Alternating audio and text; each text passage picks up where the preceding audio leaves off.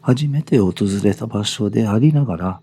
既視感を味わったことはありますか？私はたびたびデジャブを経験しますが、幼い頃の経験が一番驚きました。私は4歳や5歳の頃から少なくとも週に1回同じ夢を見てました。その夢の中での場所は常に同じでした。そこには低い川が流れ、小川のそばにはシダが生えてました。そして高校生ぐらいの年齢のハワイ人の女性が必ず滝の下や周辺にいるのです。言うまでもなく、その夢は不思議なものでした。私は12歳まで同じ頻度で同じ夢を見続けました。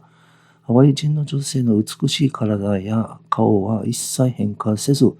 年齢もずっと同じように見えました。私が12歳になった夏休みのある日、一つ年上の友人で先輩に誘われて、彼のおじさんの所有するワイピオ渓谷にある農園で5泊の滞在をすることになりました。当時、ワイピオ渓谷は住民以外の立ち入りが制限されているような感じでした。ほとんどの同級生やその親たちはそこに行ったことがありませんでした。友人の先輩のおじいさんが普通車で私たちをほのか村まで連れて行ってくれた後、ワイピオ渓谷に住んでいるおじさんの四輪駆動トラックに乗り換えました。私たちは泊まった農家がちょうど川が海に流れ込む場所に位置していたため、川で泳いだり遊んだりしました。私にとってはまるで魔法の世界に迷い込んだような感覚でした。近くには何年か前に使用されていた平和部隊の訓練場がありました。彼らが川の上に竹の橋を建てたため、友人と私はそれを渡ろうとしました。途中で竹が折れ、私の足元がなくなりました。体重を腕だけで支えなければならず、死ぬかと思いました。しかし、幸運なことに、当時私の腕の力がある程度あり、なんとか足を穴の上に戻すことができました。友人も私もその場で、本来私は死ぬはずだったと思いました。しかし何らかの魔法が働いたように感じました。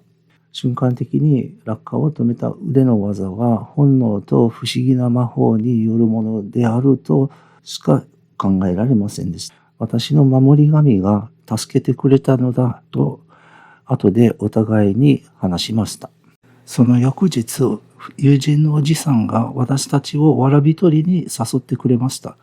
二人は四輪駆動トラックの荷台に乗り、泥道や砂利道を走り、小川を渡りました。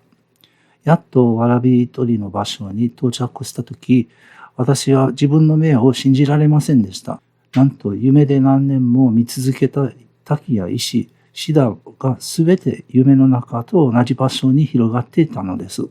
ただし美人の女性はいませんでした。その時から何年も続いた夢は突然にして見ることがなくなりました。数年前、私の妹はワイピオ渓谷に住んでいるハワイ人の知り合いにその話をしたところ、お兄さんは農業の神に祝福されましたと言われました。農業の神は私が橋の上にいた時にも命を助けてくれたのでしょうか。あれ以来、私は様々な場所でデジャブを感じてきましたが、ハワイの神に関連する経験はそれ以外にありませんでした。